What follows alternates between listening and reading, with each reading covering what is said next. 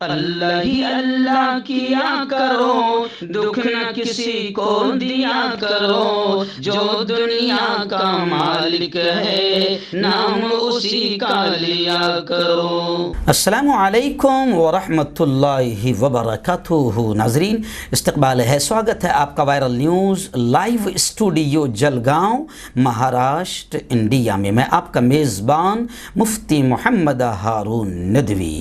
آئیے international top 5 news, دنیا کی 5 بڑی خاص اہم خبروں پر نظر ڈالتے ہیں۔ لیکن سب سے پہلے میں اپیل کروں گا کہ جو ساتھی نئے ہیں اور ابھی تک اس بے باک سچے چینل سے جڑے نہیں ہیں، اگر آپ چاہتے ہو کہ آپ کو ملک بھارت کی اور پوری دنیا کی صحیح اور سچی خبریں دیکھنے اور سننے کو ملے تو پھر آپ اس چینل کو سبسکرائب کر لیجئے، بیل آئیکن گھنٹی کے بٹن کو بھی دبا دیجئے تاکہ جڑ جائیے، تاکہ ہماری ہر خبر، ہر ویڈیو آپ کو آپ کے موبائل پر مل جایا کرے۔ اور ہاں ناظرین، ہم ہر روز ایک اپیل کرتے ہیں کہ پلیز یہ ایک پرائیویٹ چینل ہے اور چینل چلانے کے لیے پوری ایک ٹیم کام کرتی ہے، بڑا روپیہ پیسہ خرچ ہوتا ہے۔ اگر آپ چاہتے ہو کہ ایسے بے باک سچے چینل جو ظلم اور ظالموں کے خلاف بول رہے ہیں، اگر آپ چاہتے ہو کہ ایسے چینل مضبوط ہو، باقی رہے، آگے بڑھیں، ترقی کریں، تو پھر ایسے چینل کی فائننشیل ہیلپ کیجئے، مالی مدد، مالی تعاون کیجئے۔ اسکرین پر آپ نظر ڈالیں، ہمارے چینل کا بینک اکاؤنٹ نمبر بھی دیا جاتا ہے، اور اگر آپ آن لائن پیسہ بھیج کر مدد کرنا چاہتے ہیں تو گوگل پے، فون پے اور پے ٹی ایم تینوں کا نمبر دیا جاتا ہے۔ اللہ نے جو بھی آپ کو طاقت دی ہے، ہر دن یا ہفتے میں ایک بار یا مہینے میں ایک بار آپ چینل کی 200، 500، 1000 روپے جو بھی مدد کر سکتے ہیں کیجئے اور چینل کو مضبوط کیجئے۔ ناظرین، آئیے، آج بدھ کا دن ہے، آئندہ کل جمعرات ہوگا، اور جو پہلے جمعہ کو ہمارا لائیو بیان ہوتا تھا اب ہم نے ایک دن پہلے جمعرات کو کر دیا ہے، تو آئندہ کل جو جمعرات کو رات انڈیا کے وقت کے اعتبار سے 9:30 بجے ہمارا بیان ہوگا اسی چینل وائرل نیوز لائیو پر۔ تو کل کے بیان کا بہت اہم عنوان ہے کہ تیرا میرا رشتہ کیا۔ میرے بھائیو، اس وقت یہ عنوان بہت اہم ہے۔ تبلیغی جماعت، جماعت اسلامی، وحدت اسلامی، SIO، مسلک اعلیٰ حضرت، اہل سنت والجماعت اور تمام ہی اہل حدیث، تمام ہی ہمارے مسلمانوں میں جتنے مسلک ہے، جتنی جماعتیں ہیں، وہ تمام لوگ اور ہر عام مسلمان اس بیان کو سنیں۔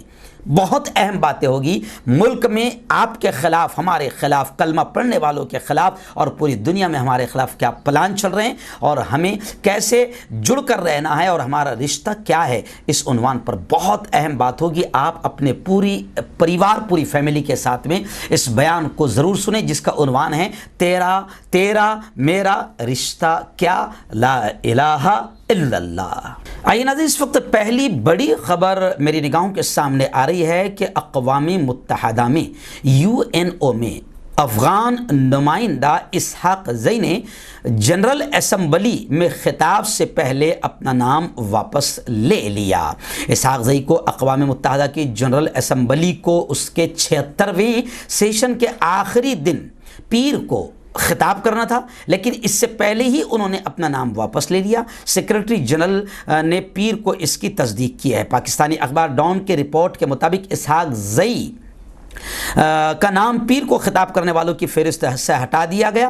انہوں نے کہا کہ افغانستان نے عام بحث میں اپنی شرکت واپس لے لی ہے۔ انہوں نے مزید یہ بھی کہا کہ اسحاق زئی نے اپنے نام واپس لینے کی کوئی وجہ نہیں بتائی۔ واضح ہے کہ طالبان نے گزشتہ ہفتے اقوام متحدہ کے سیکرٹری جنرل کو ایک خط لکھا تھا جس میں افغانستان کے نئے وزیر خارجہ عامر خان متقی کو اقوام متحدہ کی جنرل اسمبلی کی کارروائی میں شرکت دینے کی گزارش کی تھی۔ خط میں زور دے کر کہا گیا کہ اسحاق زئی اب عالمی ادارے میں افغانستان کی نمائندگی نہیں کرتے ہیں۔ طالبان کی جانب سے تحریر کیے گئے خط میں کہا گیا ہے کہ طالبان نے اپنے دوحہ میں قائم دفتر کے ترجمان سہیل شاہین کو اقوام متحدہ میں افغانستان کا مستقل نمائندے کے طور پر نامزد کیا ہے۔ قابل ذکر بات یہ ہے کہ غلام اسحاق زئی افغانستان کی منتخب حکومت کے مستقل نمائندے تھے۔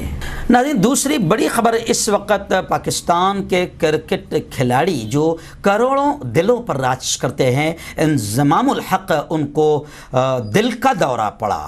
اس وقت اسپتال میں وہ ایڈمٹ ہے اور حالت الحمدللہ فی الحال مستحکم ہے، ٹھیک ہے۔ دنیا کے بہترین بلے بازوں میں سے ایک اور پاکستانی کرکٹ ٹیم کے سابق کپتان ایکس کیپٹن انضمام الحق کو ایک رپورٹ کے مطابق ہارٹ اٹیک ہوا، جس کے بعد انہیں ایڈمٹ کروایا گیا ہاسپٹل میں، جہاں پر ان کی اینجیوپلاسٹی کی گئی ہے۔ خبر کے مطابق ان کی حالت ابھی مستحکم ہے الحمدللہ، اور وہ ڈاکٹروں کی نگرانی میں ہیں۔ ان کے گھر والوں کی طرف سے کوئی بیان نہیں آیا ہے۔ خبروں کے مطابق گزشتہ 3 روز سے ان کے سینے میں، انضمام کے سینے میں درد تھا، لیکن جانچ ان کی بالکل ٹھیک آ رہی تھی، اس لیے کوئی تشویش کی بات نہیں تھی۔ لیکن پیر کو جب دوبارہ انہیں اسپتال لے جایا گیا تو انہیں پتہ چلا کہ ان کو دل کا دورہ پڑا ہے، اور اس کے بعد لاہور کے ایک اسپتال میں ان کی ضروری سرجری کی گئی۔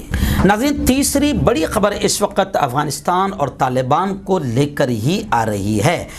جی ہاں، اس وقت بڑی خبر آ رہی ہے۔ طالبان کے وزیر انصاف عبدالحکیم شرعی نے کہا کہ امارت اسلامیہ افغانستان میں سابق افغان بادشاہ ظاہر شاہ کے دور کے آئین کو عارضی طور پر ابھی نافذ کیا جائے گا، تاہم شریعت سے جو شقیں متصادم ہے ٹکرائے گی انہیں حذف کر دیا جائے گا، ختم کر دیا جائے گا۔ عالمی خبر رساں ادارے کے مطابق وزارت انصاف کی جانب سے جاری بیان میں یہ بات کہی گئی ہے۔ وہیں پر میں آپ کو بتا دوں کہ ترجمان طالبان ذبیح اللہ مجاہد نے کہا ہے، جیسے گزشتہ کل میں نے آپ کو بتایا تھا کہ انہوں نے کلیئر طور سے طالبان نے اب اپنا موقف ظاہر کرتے ہوئے دنیا کے سامنے یہ پیغام رکھا کہ اگر کہیں پر بھی مسلمانوں پر ظلم ہوگا تو ہم اس کے خلاف آواز اٹھائیں گے۔ تو ان کے اس جملے سے جو ہے بڑی پوری دنیا میں کھلبلی مچ گئی ہے، اور جہاں جہاں مسلمانوں کو ٹارگٹ کلنگ کیا جا رہا ہے، ستایا جا رہا ہے، وہاں پر بھی کہیں نہ کہیں کھلبلی زیادہ مچی ہوئی نظر آ رہی ہے، کیونکہ طالبان نے ابھی آواز اٹھانے کی بات کہی ہے، اور طالبان آواز کم اٹھاتے ہیں، ہتھیار زیادہ اٹھاتے ہیں، اس لیے یہ باتیں زیادہ کھلبلی مچانے والی ہے۔ اور طالبان نے یہ بھی کہہ دیا ہے کہ ہم کسی سے ابھی فی الحال کوئی جنگ نہیں کر رہے ہیں، لیکن اگر کوئی ہم پر حملہ کرتا ہے، جنگ کرتا ہے، تو پھر اس کا مناسب جواب دینا ہم جانتے ہیں اور زبردست انداز میں ہم اس کا جواب دیں گے۔ لیکن یہ بھی کہہ دیا کہ فلسطین، میانمار، برما، کشمیر، جہاں جہاں بھی مسلمانوں کو ٹارگٹ کیا جا رہا ہے، ستایا جا رہا ہے، ظلم کیا جا رہا ہے، ہم سب دیکھ رہے ہیں، اور ہم مناسب موقع پر باقاعدہ مسلمانوں کے لیے آواز بھی اٹھائیں گے۔ ناظرین، چوتھی بڑی خبر اس وقت مدینہ منورہ سے آ رہی ہے۔ جی ہاں، مدینہ میں ایک تیز رفتار ٹرک نے گاڑیوں کو کچل دیا، جس میں 4 افراد کے جاں بحق ہونے، شہید ہونے کی خبریں سامنے آ رہی ہے۔